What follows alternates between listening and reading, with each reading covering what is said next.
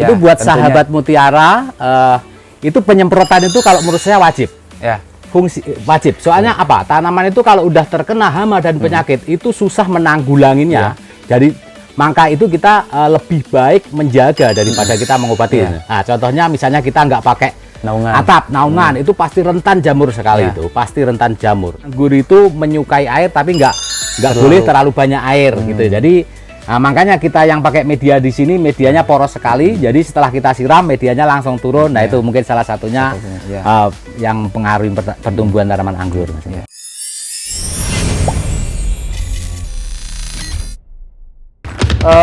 Jumlah air yang dibutuhkan bisa selain di popon, jeruk pepok yang mana rata-rata sih banyak.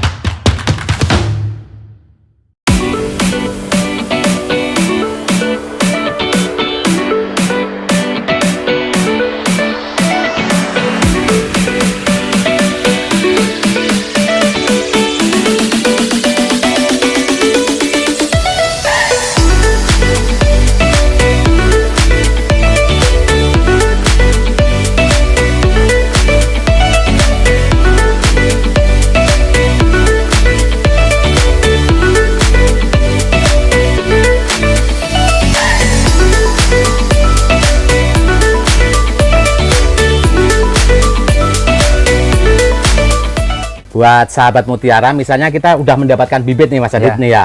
Kita udah kriteria bibit udah kita penuhin segala macamnya tadi. Terus kalau kita juga udah menyediakan media tanamnya, gitu.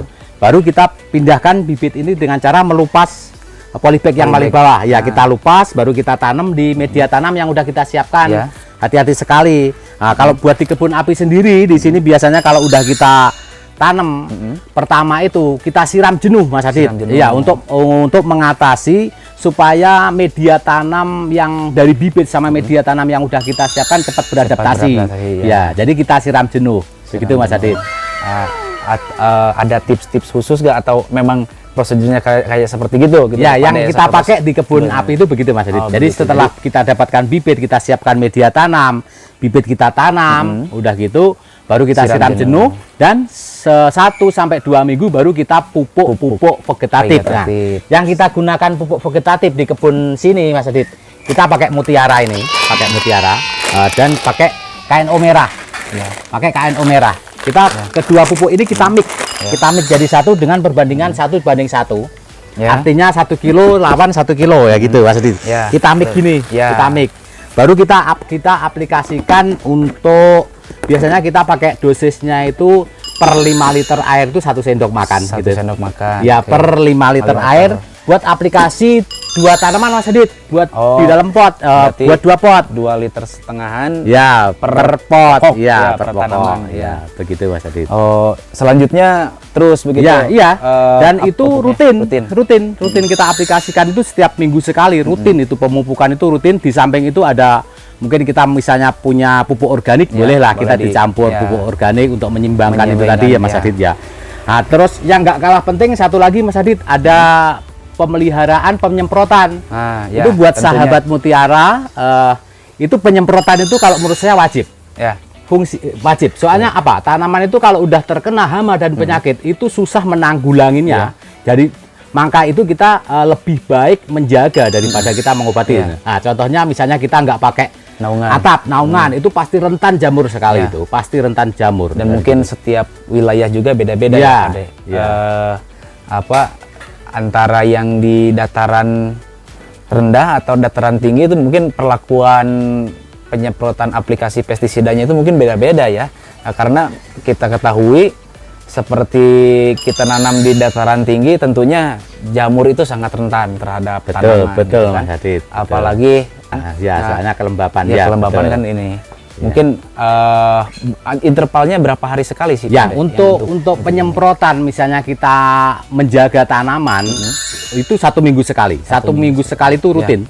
Tapi kalau misalnya kita udah terkena hama dan penyakit itu biasanya kita 3 hari per 3 hari sekali baru kita semprot. Begitu Mas Adit. Biasanya yang dipakai itu bahan aktifnya apa aja ya Pak Ade ya buat penanggulangan penyakit sama pasti pestisida, ada fungi sama insektisida Mas Adit. Dan aktifnya mungkin kalau bahan aktif sebenarnya bisa gonta-ganti sih mau Iya. pakai apa aja. Kita sebenarnya bisa. Cuman kalau merek dagang juga udah banyak yang banyak, dijual di pertanian toko-toko toko pertanian, pertanian. Jadi kita tinggal beli aja. Yang penting kedua bahan itu tidak sama gitu. Bahan aktifnya itu gitu ya. baru bisa aplikasikan.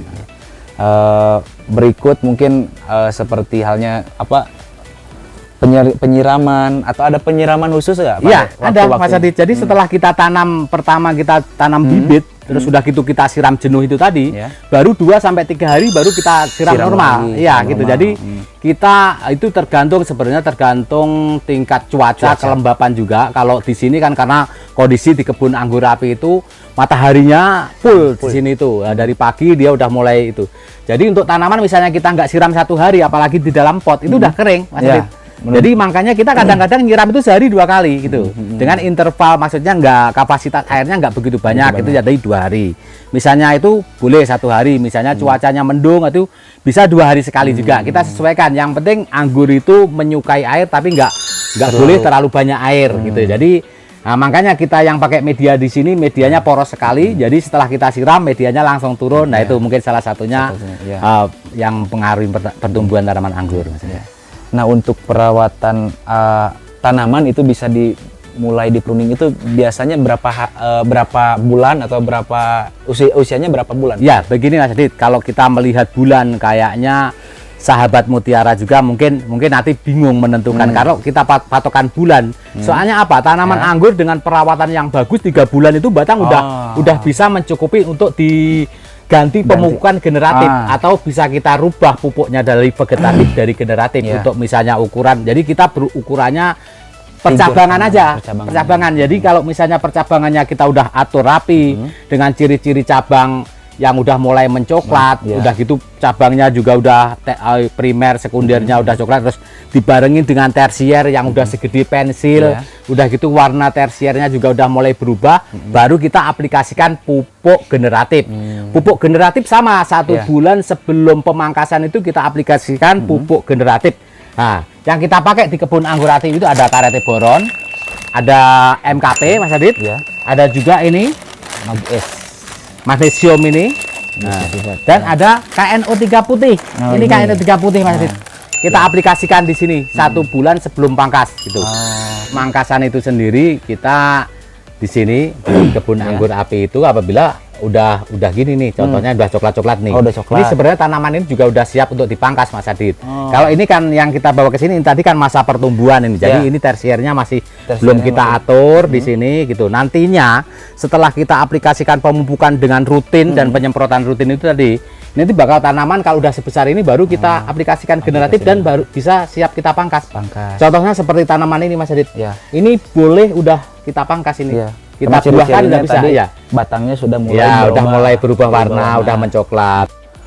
Oke sahabat mutiara, terima kasih sudah menonton video kali ini dan terima kasih juga kepada Pak De Aji yang bersedia menceritakan pengalamannya atau berbagi ilmu kepada sahabat mutiara dan kepada masyarakat yang tentunya yang baru mau tanam berbudidaya anggur gitu kan. Jangan lupa like video ini, subscribe channel YouTube NPK Mutiara TV dan pentung tanda loncengnya. Stay healthy, tetap jaga jarak. Salam mutiara.